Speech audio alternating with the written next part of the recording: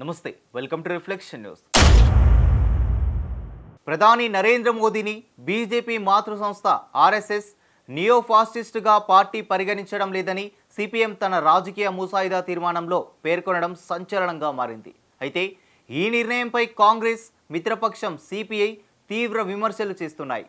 CPM కేంద్ర నాయకత్వం విడుదల చేసిన నోట్లో బీజేపీ ఆర్ఎస్ఎస్ పాలనను నయా ఫాసిస్ట్ లక్షణాలను ప్రదర్శించే హిందుత్వ కార్పొరేట్ నిరంకుశ వ్యవస్థగా అభివర్ణించారు. కానీ దానిని పూర్తిగా అభివృద్ధి చెందిన ఫాసిస్ట్ ప్రభుత్వం అని పిలవమని పేర్కొంది. మోడీ ప్రభుత్వం ఫాసిస్ట్ లేదా నియో ఫాసిస్ట్ ప్రభుత్వం అని మేము చెప్పడం లేదు. భారత రాజ్యాన్ని మనం నియో ఫాసిస్ట్ రాజ్యంగా కూడా వర్ణించడం లేదు.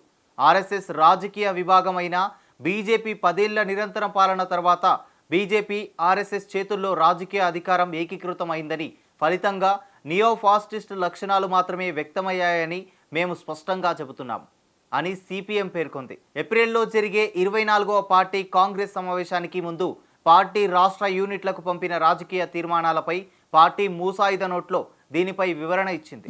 అయితే సిపిఎం ప్రకటనను బీజేపీ స్వాగతించింది. కాంగ్రెస్ కుట్రలు ఇప్పుడు కుంగిపోతున్నాయి. ప్రధాని మోదీని నియంతగా ముద్ర వేయడానికి, ఫాసిస్టుగా పిలవడానికి జార్జ్ సోరోస్ రాహుల్ గాంధీకి శిక్షణ ఇచ్చాడు అంటూ బీజేపీ నేత అమిత్ మాల్వియా కాంగ్రెస్పై విరుచుకుపడ్డారు. మరోవైపు సిపిఎం నిర్ణయంపై కాంగ్రెస్ ఫైర్ అవుతుంది. 2026లో కేరళలో సిపిఎంను ఓడించడానికి ప్రయత్నిస్తున్న కాంగ్రెస్ దీనిపై రాజకీయం ప్రారంభించింది. బీజేపీతో రహస్య ఒప్పందం కారణంగానే communist Janata party BJP fascist కాదని చెబుతోందని కేరళ కాంగ్రెస్ సిపిఎంపై ఆరోపణలు గుప్పించింది.